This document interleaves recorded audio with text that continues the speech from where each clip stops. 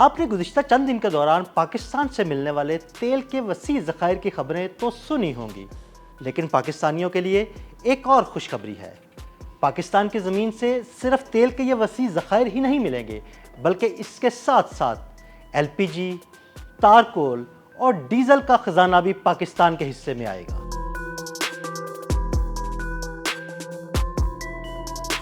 یہ کہانی ہے پاکستانی زمین کی گہرائیوں میں چھپی ایک ایسی دولت کی جو پاکستانی معیشت، ٹیکنالوجی اور سفارتکاری سب کچھ بدل کر رکھ دے گی۔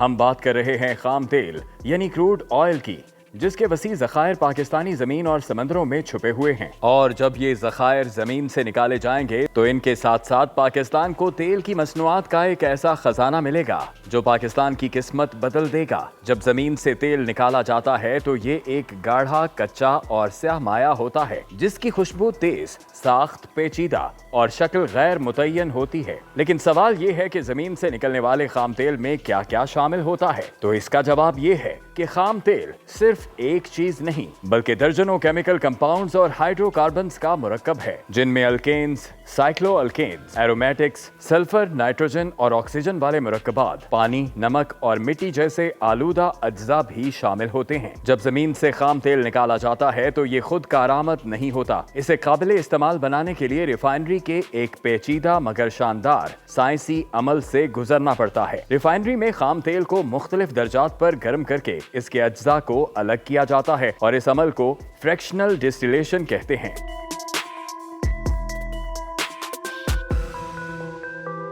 ریفائنری میں خام تیل کو 350 سے 400 ڈگری سینٹی گریڈ تک گرم کیا جاتا ہے، اور جیسے جیسے درجہ حرارت کم ہوتا جاتا ہے ویسے ویسے اس سے مختلف مصنوعات الگ ہوتی جاتی ہیں۔ اب سوال یہ پیدا ہوتا ہے کہ جب خام تیل کو صاف کیا جاتا ہے تو اس سے کیا کیا نکلتا ہے؟ تو اس کا جواب ہے کہ خام تیل یعنی کروڈ آئل ریئننگ کے عمل سے گزرتا ہے تو اس سے سب سے پہلے ایل پی جی حاصل ہوتی ہے۔ ایل پی جی وہ گیس ہے جو ریفائنری کے سب سے اوپر کے حصے میں بنتی ہے۔ ایل پی جی کو پاکستان میں گھریلو یا کمرشل سلنڈرز میں بھر کر گھروں میں کھانا پکانے یا انڈسٹریل کاموں کے لیے استعمال کیا جاتا ہے۔ پاکستان اپنی گھریلو اور صنعتی ضروریات پوری کرنے کے لیے ایل پی جی درآمد کرتا ہے، جس کی قیمت ڈالرز میں ادا کرنی پڑتی ہے۔ پاکستان سے یہ خزانہ نکلنے کے بعد ایل پی جی درآمد کرنے کی ضرورت ختم ہو جائے گی اور پاکستانی مارکیٹ میں اس کی قیمت بھی بہت نیچے آ جائے گی۔ خام تیل کی صفائی کے دوران حاصل ہونے والی دوسری پروڈکٹ پیٹرول ہے، جو گاڑیوں اور صنعتوں میں بڑی مقدار میں استعمال ہونے والا سب سے عام ایندھن ہے۔ تیل کے وافر ذخائر ملنے سے پاکستان میں پیٹرول کی قیمتیں بہت کم ہو جائیں گی اور ڈالرز کی صورت میں تیل کی درآمد پر کیے جانے والے اخراجات بھی ختم ہو جائیں گے۔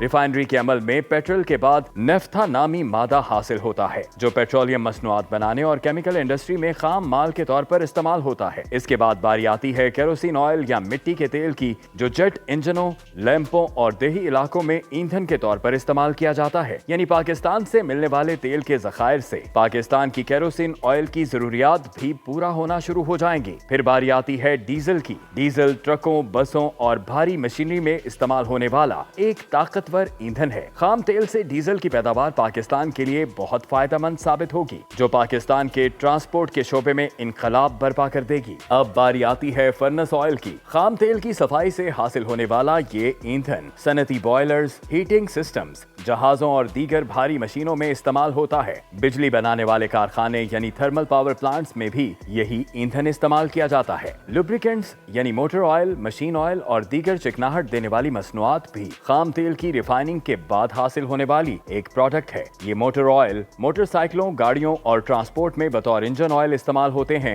بیٹومین یا اسفالٹ یا تارکول، یہ گاڑھا سیال مادہ بھی تیل کی صفائی کے بعد حاصل ہوتا ہے، جو سڑکیں بنانے میں استعمال ہوتا ہے۔ اب باری آتی ہے پیٹرولیم کوک کی، جو بجلی گھروں اور اسٹیل انڈسٹری میں بطور ایندھن استعمال ہوتا ہے۔ ان کے علاوہ ریفائنری کے مختلف مراحل میں کیمیائی طور پر تبدیلیاں کر کے مزید مصنوعات بھی تیار کی جاتی ہیں، جس میں plastic, synthetic fibre, chemical fertiliser, रंग, रबड़ और केमिकल सॉल्वेंट्स शामिल हैं। खाम तेल वो खजाना है जो जमीन से निकलकर हमारी जिंदगी का हर पहलू बदल देता है। गाड़ी की रफ्तार हो या हवाई जहाज की परवाज, सड़क की पुख्तगी हो या कारखाने की चमक, ये सब इसी स्याह माया की बदौलत है जिसे हम पेट्रोलियम कहते हैं और जिसका हर कतरा एक सनती इनकलाब की अलामत है। और पाकिस्तान से मिलने वाले तेल के ये वसी ज़खायर वतन अजीज की किस्मत बदल कर रख देंगे।